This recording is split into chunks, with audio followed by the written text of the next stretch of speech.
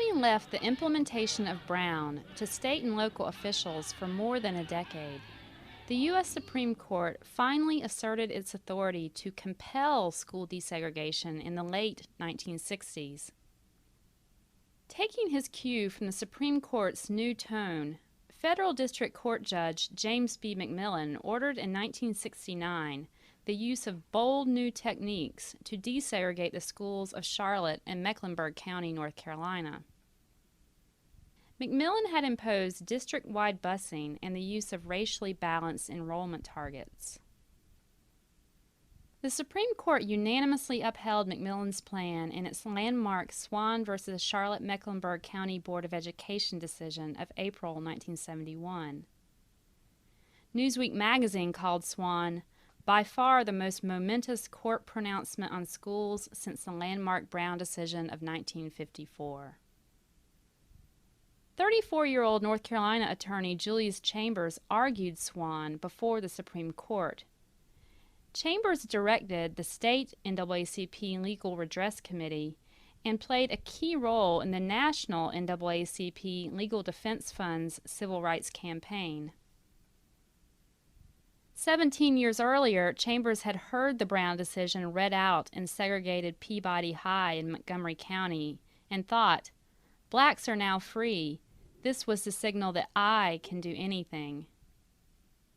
Following Swan, North Carolina's schools desegregated rapidly. With busing in widespread use, school integration levels exceeded 90% by the 1973-74 school year. This level of integration was the highest ever achieved in the state. Although black citizens were strongly committed in principle to school integration, they soon recognized the unfairness of its implementation.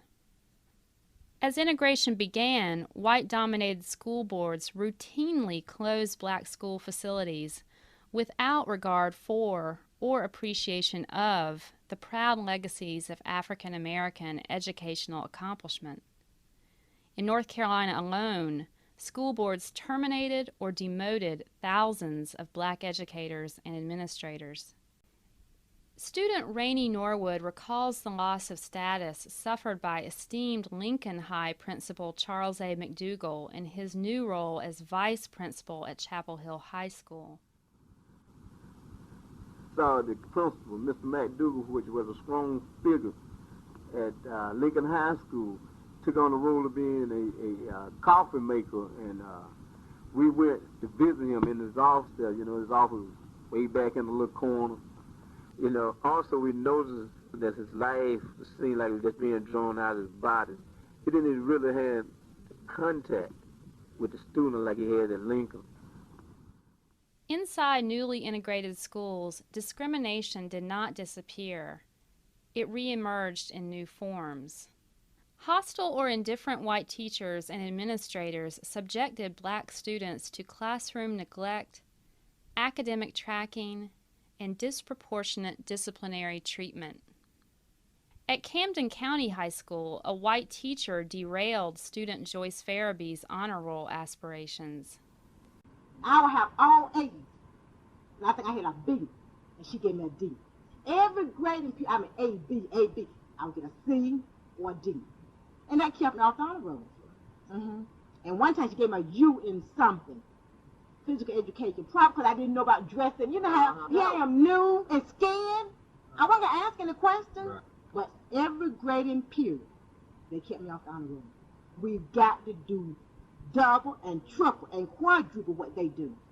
We can't just get by and do good and do better, but we got to do the best.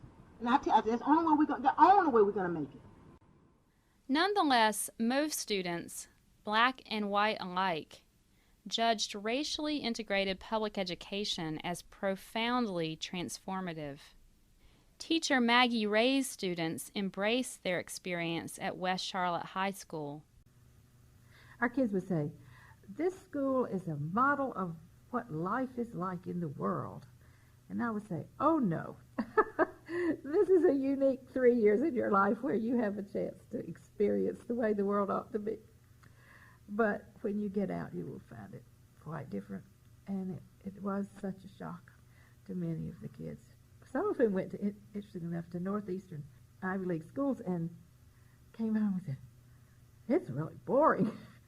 It's like vanilla ice cream up there." So they missed the diversity. We indoctrinated them, I would have to admit, into the value of and the joy of diversity. Black friends and teachers opened student Jeremy Tarr's eyes. Nikki and I read the autobiography of Malcolm X together. She's black and I'm white, and so it was like really good. We would come to my house and like read it, together and talk about it, and we really got into it. But it was like, that was probably one of the first times I really talked to somebody about what it's like to grow up in America and be black. Mr. Davenport would talk about being black. Even if he's walking in a store, he said he would walk by white women, they'd start hugging their purse. And he would kind of say it as, an older person who's seen many things in his life. And he would kind of say it with humor, like, poor lady, she's scared of me. It was like I was able to learn about those kinds of things, at West Charlotte.